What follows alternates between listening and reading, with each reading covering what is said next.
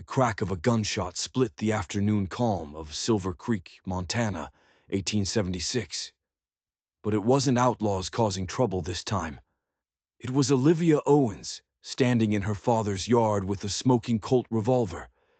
She just shot the hat clean off the head of a wooden training dummy, a feat that had the small gathering of onlookers gasping.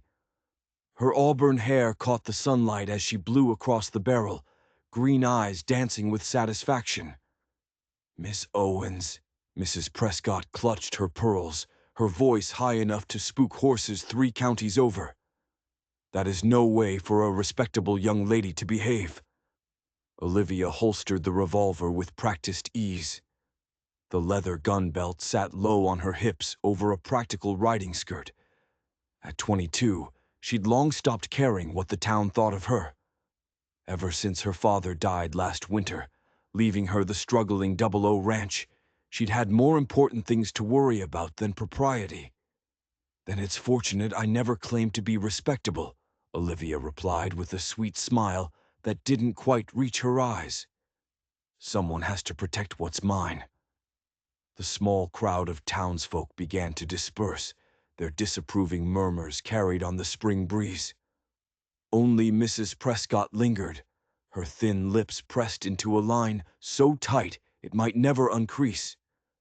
"Your poor father would be turning in his grave, a woman running a ranch alone, carrying firearms.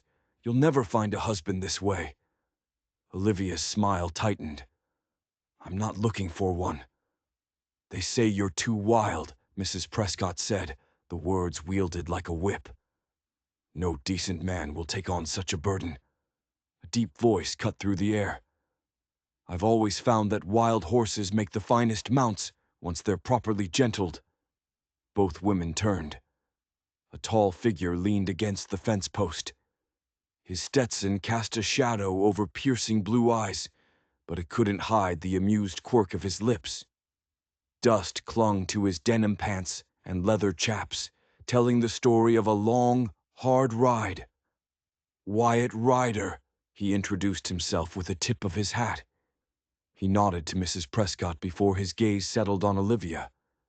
"Miss Owens, I presume." Mrs. Prescott looked between them, sniffed disapprovingly, and gathered her skirts. "I'll leave you to it then, though I must say, Mr. Ryder, you're wasting your time with this one. She's beyond taming." As the older woman bustled away, Olivia crossed her arms. "What brings you to the 00, Mr. Ryder? If you're looking for work, I'm afraid we're not hiring." "Actually," he said, stepping through the gate with an easy confidence, "I heard you're looking to sell some horses. I represent the Collins Creek Mining Company." The name hit her like a physical blow. Collins Creek. The same outfit trying to buy up all the land around here, squeezing ranchers until they had no choice but to sell for pennies on the dollar. Her father had cursed that name on his deathbed. "I just break horses for them, Miss Owens. I don't handle their business affairs." "They say I'm too wild," she laughed, echoing Mrs. Prescott's words, but with a defiant tilt to her chin. The cowboy's eyes sparkled with a challenge she hadn't seen in a long, long time. "Then let me be your tamer." Olivia's breath caught in her throat. "My horses aren't for sale to Collins Creek," she said, her voice like ice. "Not now, not ever." "That seems like a hasty decision," Wyatt observed, his gaze sweeping over the weathered barn and the fence posts that needed mending. He saw everything. He saw how close to the edge she was. "I know their game," she snapped. "They buy your horses, then your cattle. Then before you know it, they've got your land too." She turned, striding toward the barn. "Good day, Mr. Ryder." She didn't look back. She didn't have to. The sound of his boots on the dry earth told her he was following. He wasn't a man who was easily dismissed. Inside the cool shadows of the barn, she grabbed a pitchfork and began turning hay with an unnecessary force, trying to work out the anger and the sudden, unnerving flicker of attraction she felt. "You misunderstand me, Miss Owens," Wyatt said, his voice calm from the doorway. "I'm not here to pressure you, but I am the best horse trainer this side of the Mississippi, and those wild mustangs you've got in your north pasture need breaking before they're worth a cent to anyone." She froze, pitchfork in midair. "How do you know about those mustangs?" "Word travels," he said.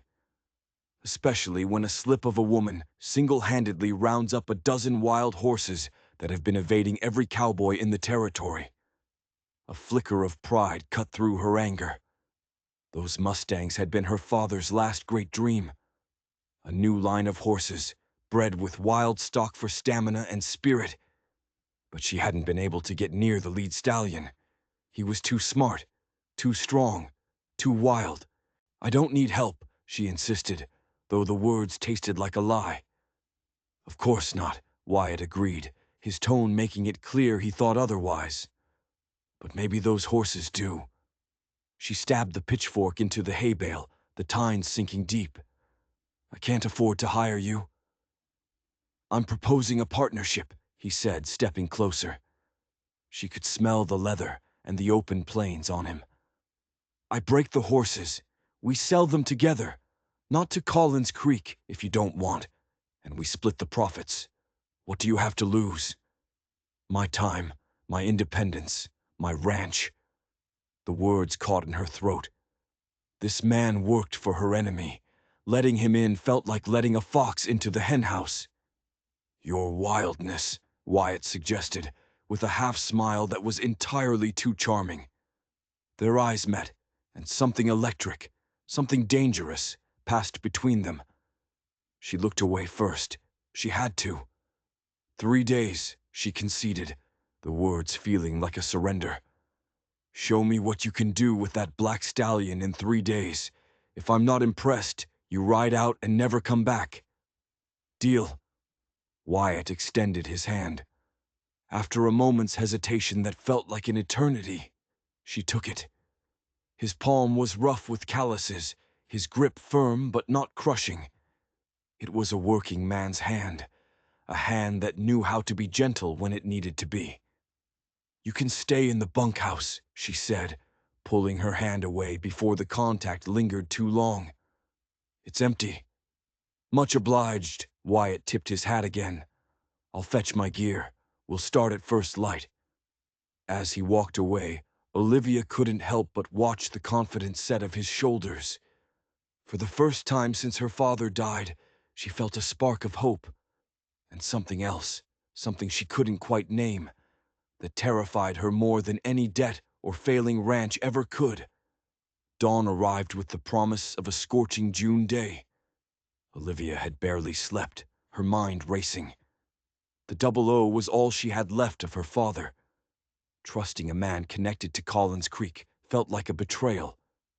She found Wyatt already at work, setting up a round pen with portable fencing she hadn't even known they owned.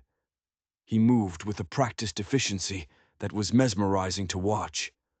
"Morning," he called, not missing a beat as he drove a post into the ground.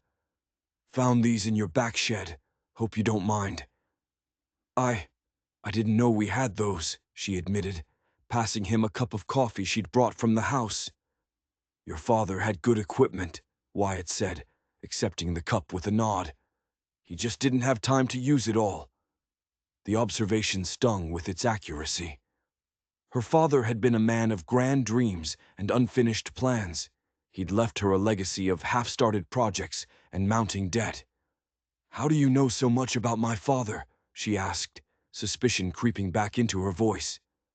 Wyatt took a long sip of coffee, his blue eyes studying her over the rim of the cup. "I passed through here about 5 years back, did some breaking for him. He talked a lot about you, his daughter back east getting an education." "Philadelphia," Olivia said softly.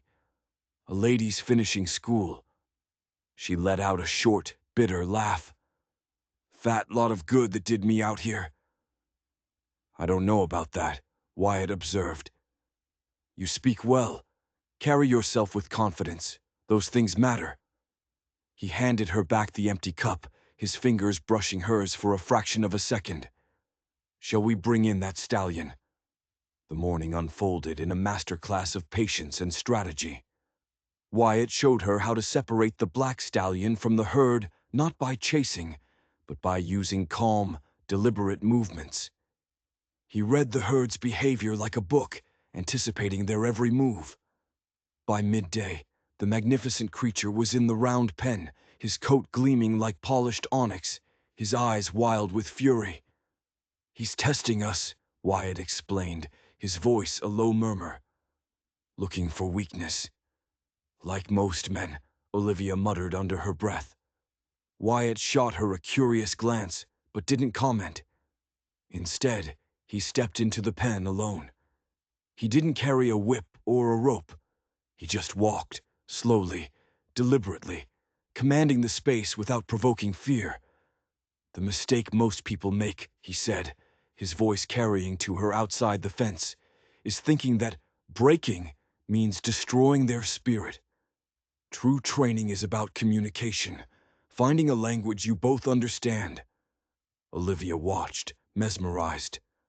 There was an incredible power in his tall frame, but it was contained, controlled. The stallion galloped around the pen, kicking up dust, but Wyatt stood his ground, a calm island in a storm of animal fury. Finally, the horse slowed, then stopped, and turned one ear toward him. Olivia found herself holding her breath. "There we go," Wyatt murmured. "That's the beginning of a conversation." For 3 hours he worked, never rushing, never forcing.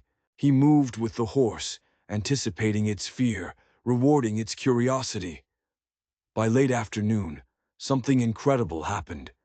The stallion was following him around the pen like a shadow, without a lead rope, responding to the slightest shift in Wyatt's body.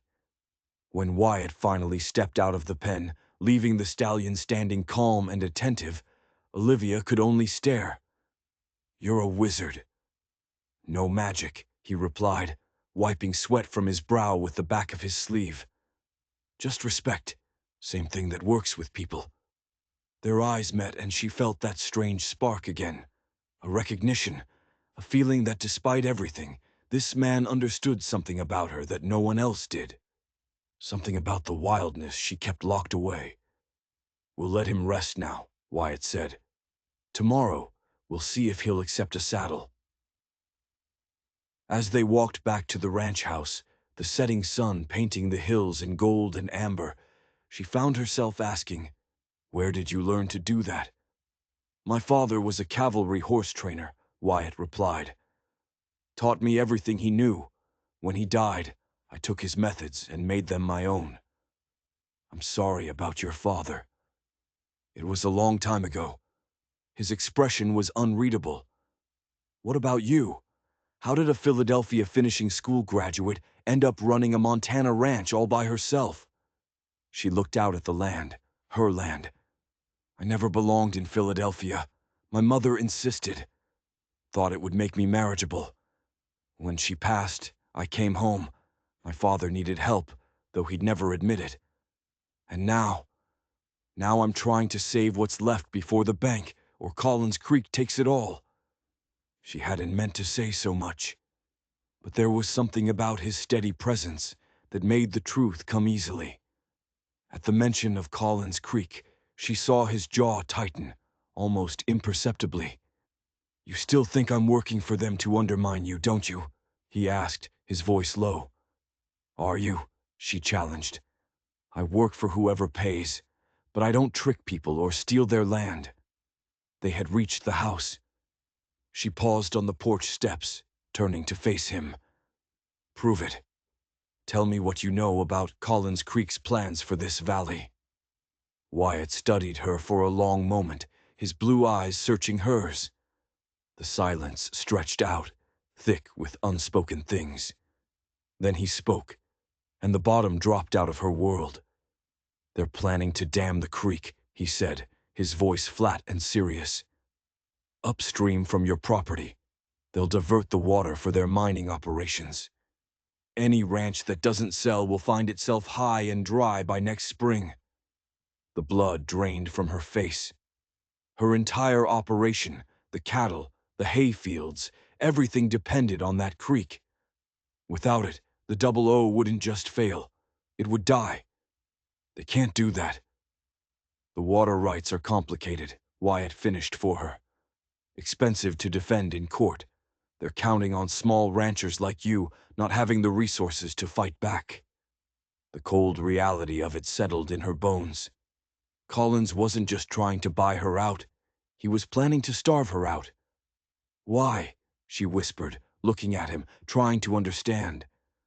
Why are you telling me this if you work for them? I said I break horses for them. Wyatt stepped closer, his expression earnest, his voice dropping lower. I didn't say I like their methods. Olivia, I came here for honest work, not to be a part of swindling you out of your home. If you want me to leave, just say the word, and I'll be gone. She searched his face, looking for the lie, for the trick. But all she found was a straightforward intensity that seemed impossibly to be real. You haven't finished with the stallion yet, she finally managed to say. We had a deal. 3 days. A small, weary smile curved Wyatt's lips. That we did. Dinner will be ready in an hour, she added, turning toward the door, before he could see the turmoil in her eyes. No sense in you cooking alone in the bunkhouse. She didn't wait for his answer. But as she stepped inside the house her father had built, Olivia felt a curious, terrifying lightness in her chest. The burden of fighting alone had suddenly shifted, making room for something new. But she couldn't decide if that new thing was hope or just a more dangerous kind of ruin. The next morning brought a sky bruised with clouds, promising rain by afternoon. They worked together on the stallion's training, and by noon, the horse was allowing a saddle blanket on his back without so much as a flinch. He was learning to trust. He trusts you, Olivia observed as Wyatt stroked the stallion's powerful neck. He's learning to, Wyatt corrected, his eyes meeting hers over the horse's back. Trust takes time, with any wild thing. A low roll of thunder cut the moment short. They hurried to secure the horses just as the first heavy drops began to fall, racing for the barn. They tumbled inside, breathless and laughing, water streaming from their hats as the sky opened up. A loud crash of thunder rattled the old barn doors, and Olivia jumped. Wyatt's hand settled on her shoulder, a brief, steadying presence. Not fond of storms. They make the horses nervous, she deflected, moving away from his touch, her skin tingling where he'd held her. They spent the afternoon in the dim, rain-scented light of the barn, moving from stall to stall, checking on the animals. Wyatt's knowledge was incredible. He could look at a horse and see its potential, its fears, its strengths. This one, he said, indicating a sturdy bay mare. She'd make an excellent cutting horse, smart about cattle. My father always said she was too stubborn, Olivia remembered. Stubborn horses just need the right approach. Wyatt's gaze lingered on her face. Like stubborn people. She felt a blush creep up her neck. Are you calling me stubborn, Mr. Ryder? Determined, he corrected with a smile that made her stomach flutter. There's a difference. As the rain drummed against the roof, their conversation flowed. He told her stories of his travels, and she told him about the suffocating rules of Philadelphia society. They wanted to turn me into something I'm not, she said, sitting on a hay bale as they shared a simple meal of bread and cheese. And yet here you are, Wyatt observed, his eyes dark and serious. As wild as ever. They say I'm too wild, she whispered, the words that had once been an insult, now feeling like a shield. His eyes held hers. Then let me be your tamer, he said softly, repeating his words from their first meeting. The air in the barn grew thick, charged with something unspoken. He leaned forward, his intention clear in the set of his jaw, in the intensity of his gaze. Her heart hammered against her ribs. She wanted to close the distance, to feel his lips on hers, to forget about Collins and the ranch and the crushing weight of it all, just for a moment. But she couldn't. It was too fast, Too dangerous. She stood abruptly. The rain's stopping, she announced, her voice sounding unnaturally loud. We should check the fences. If Wyatt was disappointed, he didn't show it. He simply nodded and followed her out into a world that was washed clean, the setting sun breaking through the clouds. They spent the rest of the daylight hours repairing a section of fence damaged by a fallen branch, working side by side in a surprisingly easy rhythm. As twilight settled over the valley, they walked back in a comfortable silence. At the porch, Wyatt paused. Tomorrow's my last day, he reminded her. The end of our deal. The thought of him leaving sent a sharp, unexpected pang through her. She'd managed alone before. She could do it again. But the ranch felt different with him here. Less empty. Let's see how the stallion does with the saddle first, she said, avoiding his eyes. Then I'll decide. Fair enough, he nodded. Good night, Olivia. Good night, Wyatt. She watched him walk toward the bunkhouse, a tall, lonely figure in the gathering dark. And she wondered if she was making a terrible mistake, not in letting him stay, but in ever thinking she could let him go. The third day dawned clear and bright. Olivia rose early, her resolve hardened. This was a business arrangement. Nothing more. She would maintain a professional distance, but when she reached the corral, her resolve shattered. Wyatt was there, but he wasn't alone. 3 men on horseback faced him, their stances aggressive. One of them she recognized instantly, James Collins, the owner of the mining company, a man with cold, dead eyes and a reputation for cruelty. I told you to convince her, Ryder, not waste time playing horse whisperer. Collins's voice was sharp, cutting through the morning air. I don't work that way, Wyatt replied, his voice dangerously even. I told you that from the start. Just then, Collins spotted her. His face shifted, a predatory smile spreading across his lips. Miss Owens, just the lady we came to see. He dismounted, his expensive boots stirring up the dust. I've come to make you a final offer on your ranch. $5,000. More than generous considering. Considering my circumstances, Olivia's voice was ice. A woman alone, Collins said with patronizing sympathy. And once we redirect the creek, well, your land won't have much water, will it? Be practical, Miss Owens. Take the money. Her eyes shot to Wyatt, whose face had become a thunderous mask. You knew about this, she accused, the words tasting like ash. This was your real job all along, softening me up for his offer. No, Wyatt said, taking a step toward her. That's not true. Collins let out a harsh laugh. Come now, Ryder. No need for pretense. You've done your part. Assessed the stock, identified the weaknesses. Now let me close the deal. Betrayal, cold and sharp, washed over Olivia. She'd been a fool, a naive fool to trust his kind eyes and easy smile. He was just like all the others, seeing her as an obstacle to be managed. Get off my land, she said, her voice low and shaking with fury. All of you. Don't be hasty, Collins warned. I said, get off my land. Her hand dropped to the revolver at her hip. Now, Collins raised his hands in mock surrender. Fine, we're going. He swung back onto his horse, looking down at her with pure contempt. But my offer expires today. After that, you're on your own. As they turned to leave, he called over his shoulder. Coming, Ryder? Or has the wild filly girl tamed you instead? Wyatt didn't move. His eyes were locked on Olivia's face. I'm staying. Collins shrugged. Suit yourself, but don't come crawling to me for work when this place goes under. He spurred his horse and rode away, leaving a cloud of dust and suffocating silence in his wake. When they were gone, Olivia rounded on Wyatt, her heart a tangled mess of rage and hurt. Explain. Now!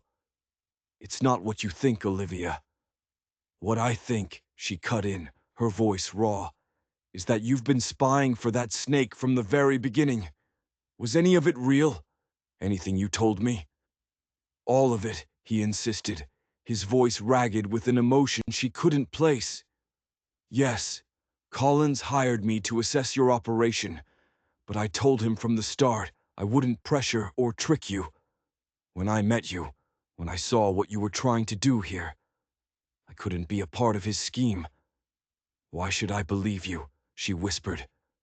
"Because I'm still here," he said simply. "If I was loyal to Collins, I'd be riding away with him right now." She wanted to scream at him, to tell him to leave. But uncertainty gnawed at her. He had warned her about the dam. He had stayed. What did Collins mean about winter coming? She asked, a new dread creeping in. Wyatt's expression darkened. He's not waiting for spring. He's planning to dam the creek before the first snow. He means to break you before winter is over. The ruthlessness of it took her breath away. Not just business. This was personal. Collins didn't just want her land. He wanted to destroy her. "Olivia," Wyatt stepped closer, his eyes pleading. "I came here for a job, but I stayed because of you. Because what he's doing is wrong." Something in his voice, a raw honesty, broke through her anger. "Even if I believe you," she said, her voice small, "what difference does it make? I can't fight a man like Collins." "Not alone," Wyatt acknowledged, his gaze intense. "But you're not alone anymore." Before she could answer, the black stallion let out a loud whinny from the corral, breaking the spell. "We still have a horse to saddle," Wyatt reminded her with a faint smile. "Unless you're firing me." She looked at him, at the sincerity in his eyes, and then at the stallion he had so patiently gentled. She was standing at a crossroads. One path led back to lonely, defiant struggle. The other led somewhere unknown, with a man she desperately wanted to trust, but was terrified to. "One more day," she sighed. "Show me what you can do with that stallion. Then we'll talk about Collins." But as he turned back to the horse, a new, chilling thought entered her mind. Collins was a powerful man. He wouldn't just give up because she'd refused his offer. He'd shown up with his men, confident and aggressive. This wasn't just a business dispute anymore. It was a war. And the first shot had just been fired. That evening, as dusk settled, Olivia found the fence line to the north pasture cut. The wire was snipped clean through in 3 different places. Her prize bull and a dozen heifers were gone. Panic seized her. It was one thing to hear threats from Collins, but this was a direct attack. She rode back to the ranch house at a gallop, her heart pounding. She found Wyatt by the corral, finishing up with the stallion, who now wore a saddle as if he'd been born to it.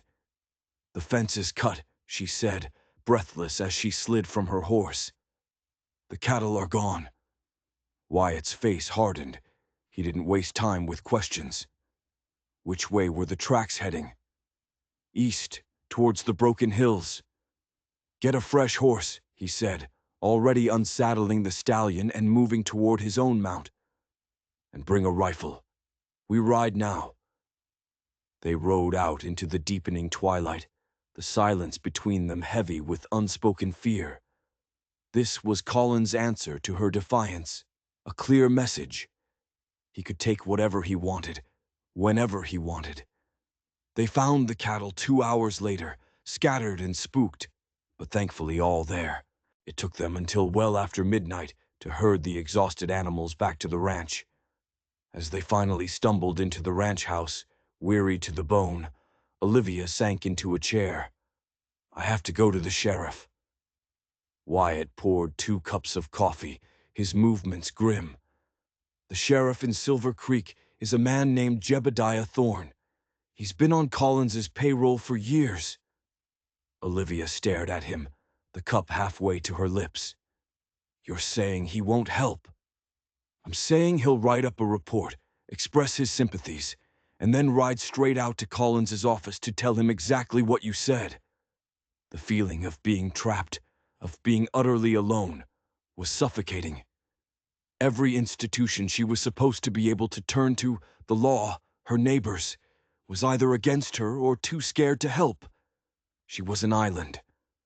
"So what do we do?" she asked, her voice barely a whisper. "We fight back," Wyatt said, his jaw set. But not the way he expects. The next few days were a blur of tension. They took turns standing watch at night, sleeping with guns by their beds. The attack had changed something between them. The lines of employer and employee, of stranger and rancher, had dissolved. They were partners now, united against a common enemy. One rainy afternoon, while searching for an old ledger in her father's dusty office, Olivia's foot slipped on a loose floorboard beneath the rug. Cursing, she bent down to fix it, and her fingers brushed against something recessed. A small, iron ring. Her heart skipped a beat. She pulled, and a section of the floor lifted up, revealing a hidden compartment. Inside was a single, leather-bound journal. Her father's handwriting, neat and precise, filled the first page. October 12th, 1875. Collins was here again today. He knows, I don't know how, but he knows about the secret of the North Pasture. He offered me a pittance for the land. When I refused, I saw something in his eyes. He will not stop. Olivia's hands trembled as she kept reading. Her father wrote of a discovery he'd made years ago. An ancient, underground spring in the North Pasture. A spring that never ran dry, even in the worst droughts. It was the lifeblood of the ranch, its most valuable secret. Collins hadn't just been buying up land for his mine. He'd been hunting for a reliable water source, and her father had been standing in his way. The journal was a catalog of Collins's relentless pressure campaign. Threats veiled as business offers. Hired hands mysteriously quitting. Small accidents that suddenly seemed anything but. Her father hadn't been a bad businessman. He'd been under siege. She slammed the journal shut, a cold, hard anger solidifying in her gut. She strode out into the yard where Wyatt was reinforcing the corral gate. She held out the book. "You need to read this." He took it, his brow furrowed in confusion. He read for nearly an hour, sitting on a hay bale, the pages turning faster and faster. When he finally looked up, his face was a grim mask. "This changes everything," he said. "He murdered him," Olivia said, the words coming out in a choked sob she hadn't realized she'd been holding back. "He didn't put a bullet in him, but he worked him and worried him into an early grave." Wyatt stood up and walked toward her. He stopped just in front of her, his expression more serious than she'd ever seen it. "There's something I need to tell you," he said, his voice low. "My real name isn't Wyatt Ryder, it's Wyatt Kane." Olivia stared at him, confused. "Kane? Like the Kanes who used to own the ranch south of here, the one Collins bought out 5 years ago." "He didn't just buy it," Wyatt said, his voice raw with a pain that was years old. "He did the same thing to my father that he did to yours. He found out about a spring on our land, and he squeezed us. He cut fences, poisoned a well. My father fought back, and one night the barn caught fire. He went in to save the horses. He never came out." The horror of his story washed over her. The sheriff ruled it an accident. "The sheriff was paid off," Wyatt spat. "I was 16. I had nothing. I left, swearing I'd come back one day and find a way to make Collins pay. I learned to train horses, made a name for myself. When I heard he'd hired a trainer named Ryder, I intercepted the man on the road, paid him double to disappear for a few months, and took his place. I came here for revenge, Olivia." He ran a hand through his hair, his composure cracking for the first time. "But then I met you. And I saw my own family's story playing out all over again, and my plan for simple revenge. It didn't seem like enough anymore. This isn't just about the past, it's about your future.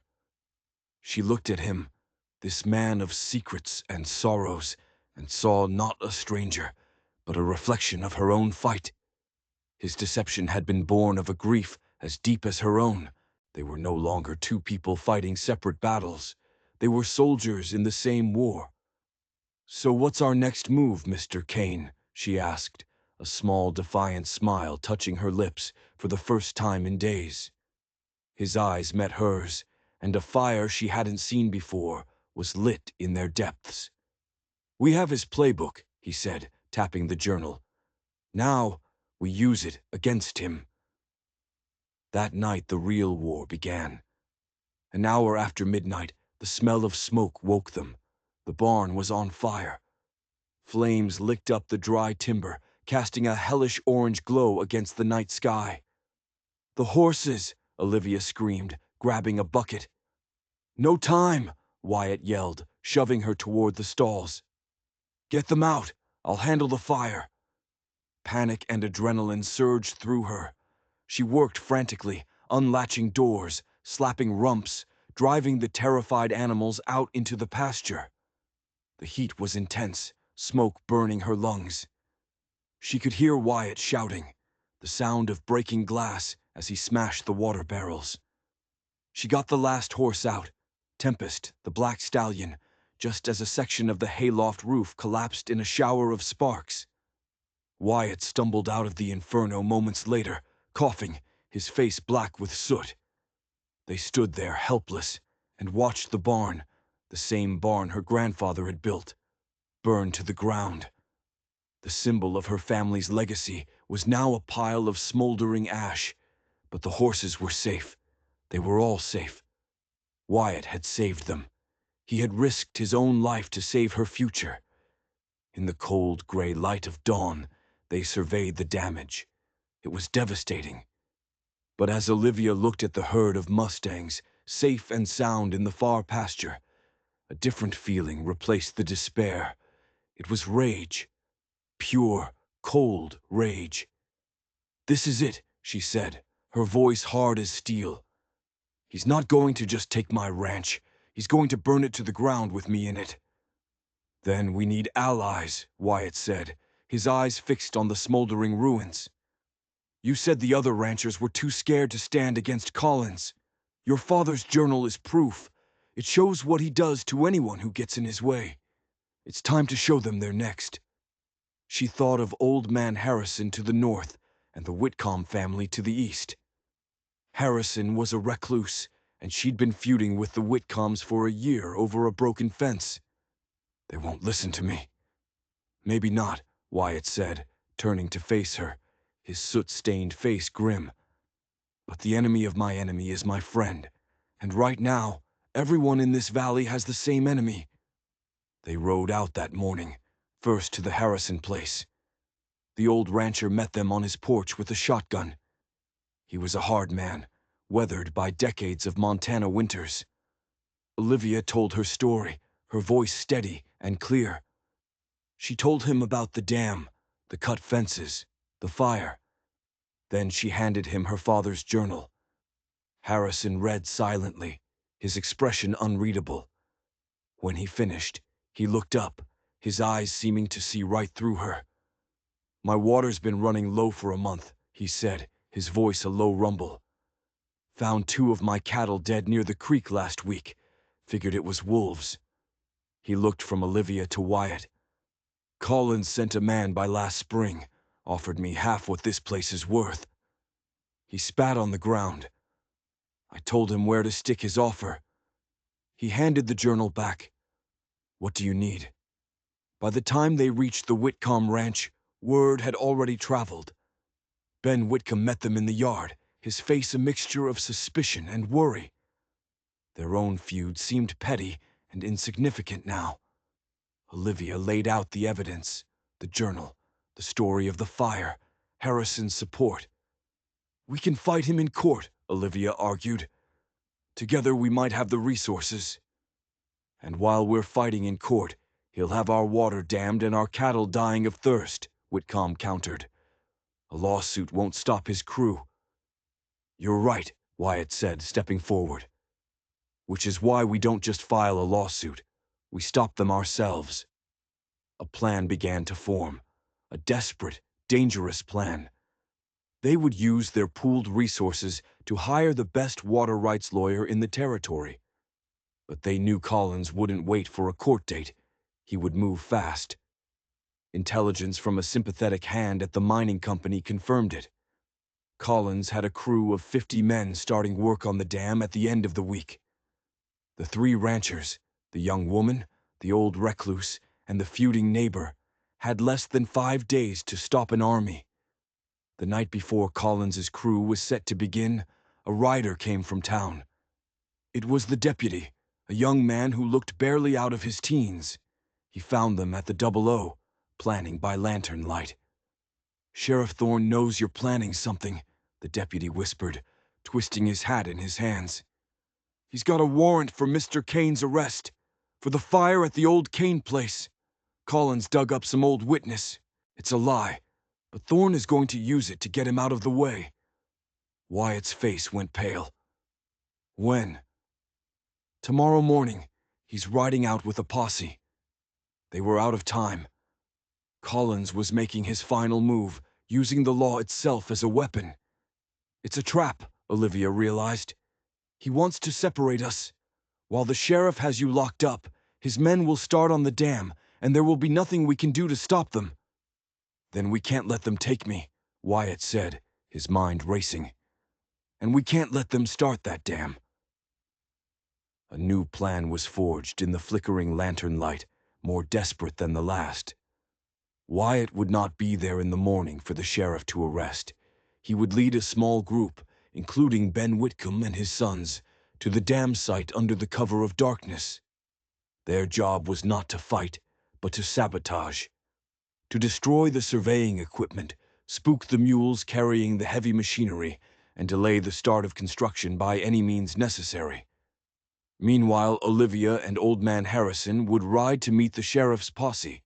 They would present him with the journal and affidavits from other ranchers Collins had threatened over the years. It was a long shot, but they had to try to expose the corruption before Collins could cement his power over the valley forever. As dawn broke, Olivia watched Wyatt ride out, his face set and determined in the pale light. "Be careful," she whispered. "Wild horses," he said with a small smile, touching the brim of his hat. "Remember?" An hour later, Sheriff Thorne and his posse of 10 men rode into her yard. They were not the usual assortment of concerned townsfolk. These were hard-looking men, all of them wearing the unofficial uniform of Collins's hired guns. "Mornin', Miss Owens," Thorne said, his smile not reaching his eyes. "We're looking for a man named Wyatt Kane, also known as Ryder. Got a warrant for his arrest." "He's not here," Olivia said, her hand resting on the stock of the rifle in her saddle scabbard. Harrison sat on his horse beside her, silent and imposing. "Is that so?" Thorne's eyes narrowed. "Well now, that's a shame. 'Cause harboring a fugitive is a serious crime." He looked around the ranch, at the ashes of the barn. "Looks like you've got enough trouble already." "The only crime that's been committed here," Olivia said, her voice ringing with authority, "is the one James Collins is planning to commit against every rancher in this valley. And you, Sheriff, are helping him do it." She held out her father's journal.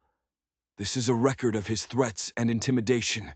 I also have signed statements from 5 other families he's tried to run off their land." Thorne laughed, a short, ugly sound. "Fairy tales. Now tell me where Kane is, or I'm taking you in for obstruction." Just then, a plume of black smoke rose from the direction of the creek, miles away. Thorne's smile vanished. He knew exactly what it meant. "You're too late, Sheriff," Olivia said. "Your boss is about to have a very bad day." Thorne's face contorted with rage. "You'll regret this," he snarled, and spurred his horse, the posse thundering after him toward the creek. Olivia and Harrison exchanged a look, then galloped after them. The final battle for Silver Creek had begun. The scene at the dam site was chaos. Wyatt and Whitcomb's crew had done their work well. A supply wagon was overturned, its contents spilled across the path. The mules that were meant to haul the heavy equipment were scattered, running wild through the trees. And in the middle of the construction site, a pile of black powder kegs, intended for blasting, was now a raging bonfire, sending that pillar of black smoke into the sky. Collins's crew of 50 men was in disarray, trying to round up animals and put out the fire.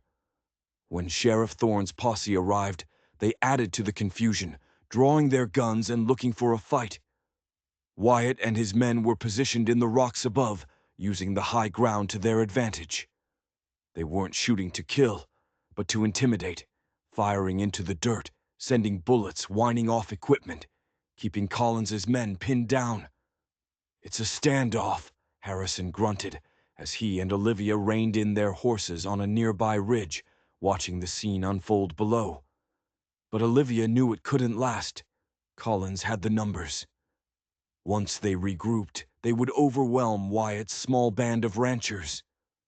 Just as Collins himself rode forward, shouting orders and trying to organize his men for an assault on the rocks, another sound reached them. A bugle call, sharp and clear.